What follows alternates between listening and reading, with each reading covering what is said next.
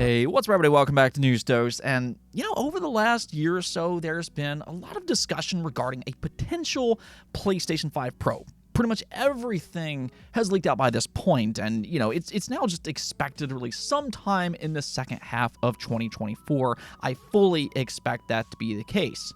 There, however, has been this side story as well, or at least for Xbox, because this does kind of bring a rather interesting question. Is Xbox planning their own mid-generation refresh as some kind of response to the PlayStation 5 Pro? And over the weekend, more information came out that claims that no, they have no intention for a mid-generation refresh. Rather, they actually have a completely different plan, and this really might actually be even more exciting depending on who you ask. So we will get into all of that today, as well as another PlayStation 5 game possibly heading over to PC, and also an update for the future of Resident Evil. There does kind of seem to be some back and forth on that specific situation. Now, as always, don't forget to hit that subscribe button if you like this type of content, but let's just go and get right into Xbox's future plans, which has them completely skipping out on a mid-generation refresh. That's really been a major question for a while now. Will Xbox yield the power advantage that they have with the Xbox Series X, or at least on paper? Its superior specs hasn't always translated to a real-life advantage, but yes, the PS5 Pro will take the crown later this year in terms of raw power. So, is Xbox really just going to kind of sit by and let that happen?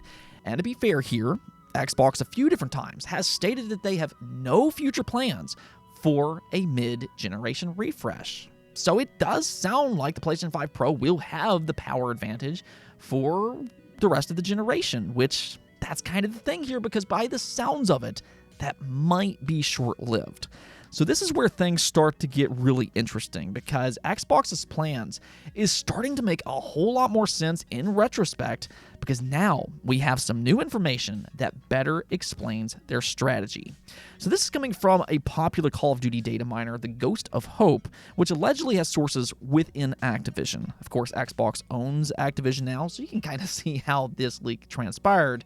And according to him, he said, hearing from trusted sources that the next Xbox is planned to be released in late 2026. Very likely that Call of Duty 2026 is a day one release for that console.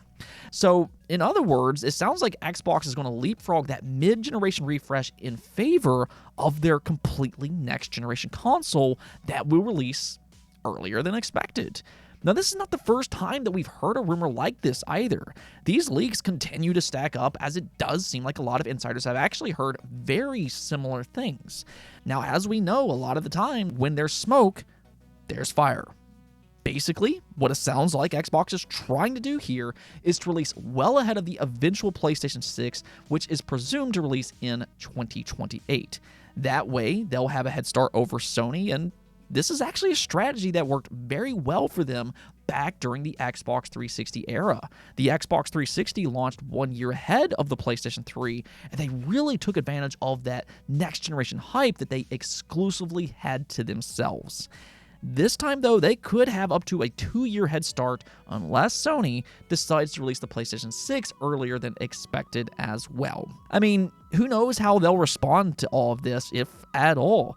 Are they even intimidated by an early next-generation Xbox by this point? It's really hard to say. But right now, the expectation is that the next Xbox could potentially arrive within the next 2 years. And more so here, if we look a little bit deeper, we might already have a clue as to what they have planned. By all indication, they will have multiple SKUs once again like they did this generation. This generation they launched with the Xbox Series X being that more powerful console, and then the Xbox Series S being the weaker, more affordable platform. There has been a lot of information that points towards another plan like that, but this time, instead of the Xbox Series S, they could potentially launch with a handheld Xbox console. Here recently, Phil Spencer even admitted that they are looking into different form factors, and while talking about PC gaming handhelds, he was adamant that he wants them to feel more like Xbox. We know that Phil Spencer is a big fan of PC gaming handhelds like the ROG Ally and the Lenovo Legion Go. And he went so far as to say that he's been making a list on how to make those consoles feel more like a portable Xbox. This also kind of lines up with the various leaks that we've heard that claims that they are indeed working on their own handheld console.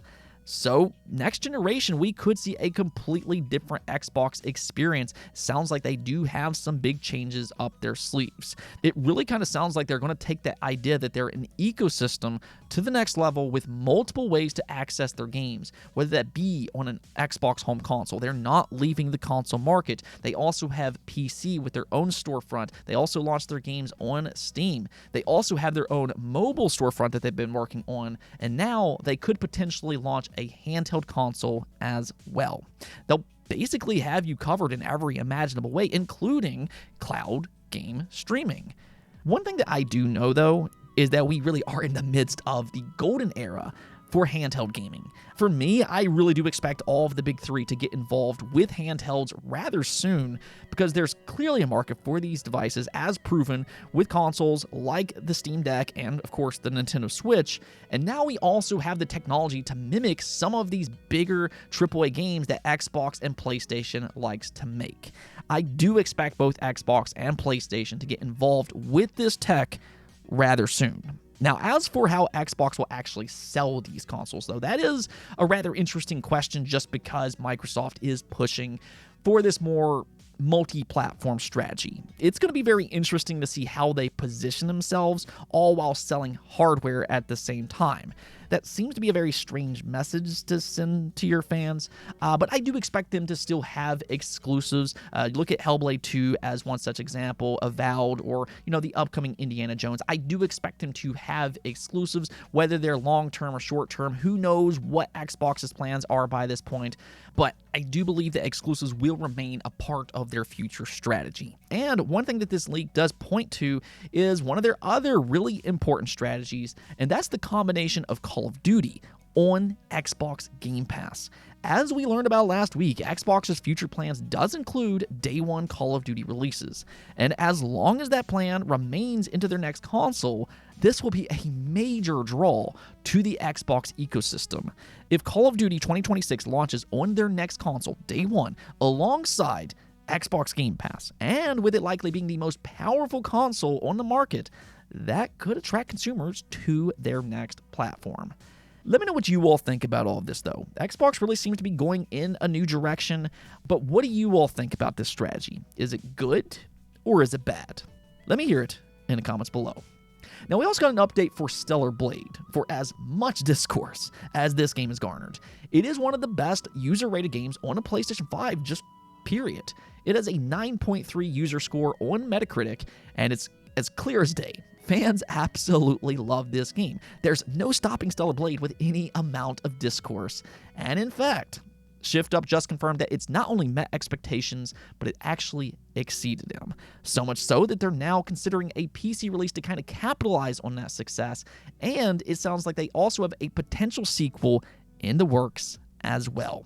Now, first things first, let's talk about the PC port, because I really think that this is a must in today's environment.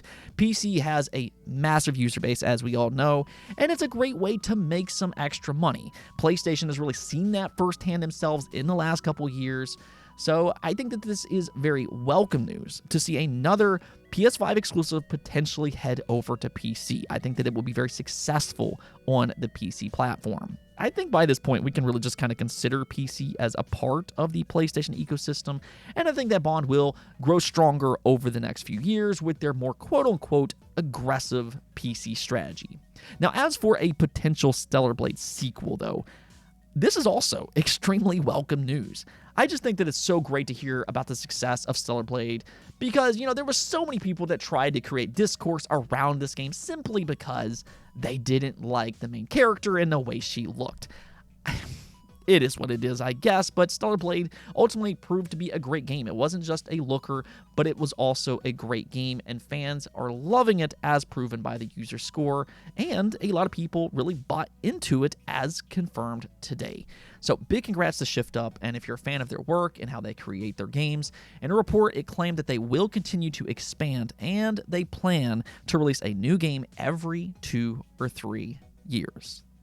Now, one last thing that I do want to talk about here, though, is the future of Resident Evil. There's been a lot of rumors these past few weeks, and I kind of feel like this needs an update just to keep everybody informed. That way, nobody is disappointed if something doesn't happen. So allegedly, Resident Evil 9 will be out next year in 2025, and it's supposedly their biggest game yet with a more open-world environment to explore. That appears to still be solid information. But however, there's also another rumor that's been circulating which claimed that a Resident Evil 1 remake is in the works, similar to what they've done with Resident Evil 2, 3, and 4.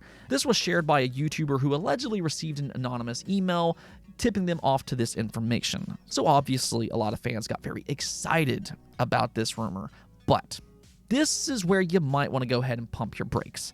The prominent Capcom leaker Dust Golem responded to this leak and said, "For the record, I've never commented anywhere that a new remake of Resident Evil 1 is happening for the series' 30th anniversary in any way.